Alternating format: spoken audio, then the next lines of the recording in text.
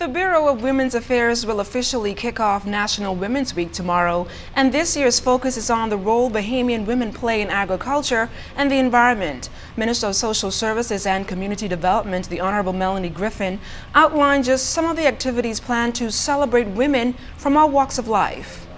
To officially launch National Women's Week, women and the general public are invited to worship with us at St. Mark's Native Baptist Church, located on Roma Street, Fox Hill, on Sunday, November 22nd at 11 a.m. On Monday, November 23rd, a panel discussion on women and the environment will be held at the Hearing Room, Department of Physical Planning, John F. Kennedy Drive and Bethel Avenue. Panelists will include representatives from the Bahamas National Trust, the Bahamas Reef Environment and Educational Foundation, known as BREEF, and the College of the Bahamas. The public is invited to participate in this discussion. Additionally, Minister Griffin also explained the importance of International Day to End Violence Against Women, observed on November 25th. The United Nations observance is an occasion. This United Nations observance is an occasion for governments, international organizations, and non-governmental organizations to raise public awareness of the prevalence of violence against women and take measures to address this violence. We encourage the public to support this initiative by wearing something orange on that day, and in fact for the pursuing 16 days after that day. The Bahamas Agricultural and Industrial Corporation hosted a one-day seminar on product development and food processing at its Soldier Road headquarters yesterday. Officials were pleased with the response, as the goal is to encourage more Bahamians to grow their own food and turn that produce into added value products. BAIC's Product Development Manager, Dr. Patricia Johnson, admitted it will not be an easy feat. Native plants that are being grown and crops literally dropping on the ground in people's backyards, and people don't know what to do with them. And just adding value to these products takes these things to a whole other level. We need to be self-sufficient, not just in growing them, but we also need to be self-sufficient in processing and putting local things on the table, literally from the farm to the fork. I think we've become a society of convenience, so everything is already packaged and in the store. But of course, all of those things are coming into the country. They don't have our local labels on them. And I think just getting people to change that mind shift that, hey, buying local is better.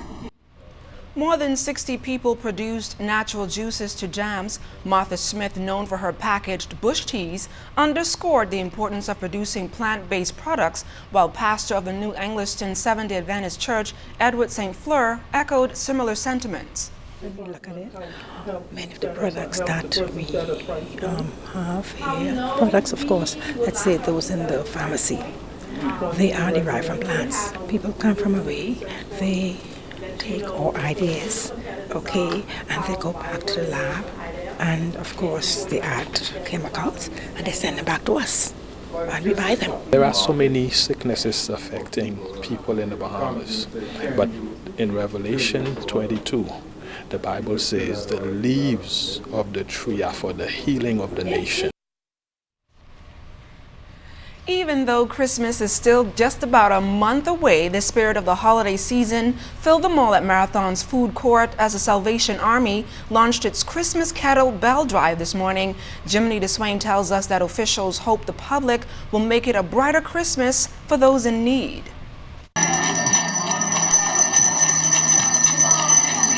Those melodious sounds of bell ringing signals that Christmas is right around the corner, but it's also synonymous with the Salvation Army's appeal for funds to assist the less fortunate.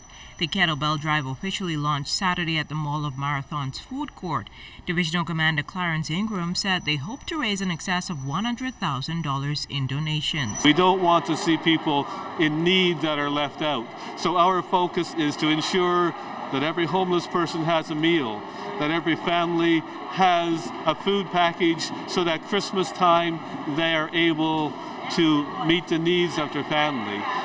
so that, if there is a person in need of shelter, that we can provide it for them. President of Family Guardian Insurance Company, Lerone Barrows, stressed the need for everyone to give back this holiday season. There are many that will go without this holiday season.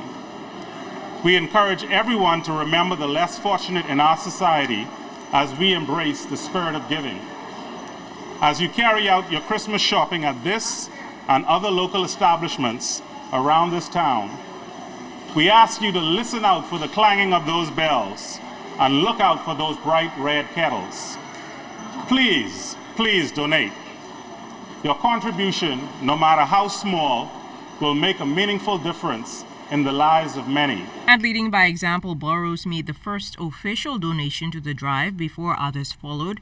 In addition to that, the crowd was mesmerized by the Royal Bahamas Police Force Pop Band's performance, led by Inspector Whitney Bastian, who serenaded patrons on the spot. Students of Trinity Christian Schools also sang some tunes. Meanwhile, while the festivities inside were coming to a close, volunteers from the Rotary Club of Southeast Nassau and the Rotaract Club of Southeast Nassau Centennial were already hard at it.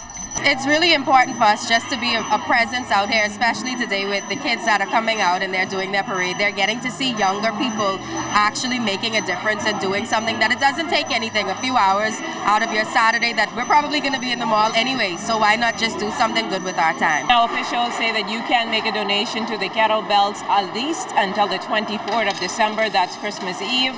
They advise that every donation goes a long way to helping those in need. Chimanita Swain, ZNS Network News. Stay tuned, we've got highlights from the National High School Volleyball Championships. Jared Higgs is up next with sports.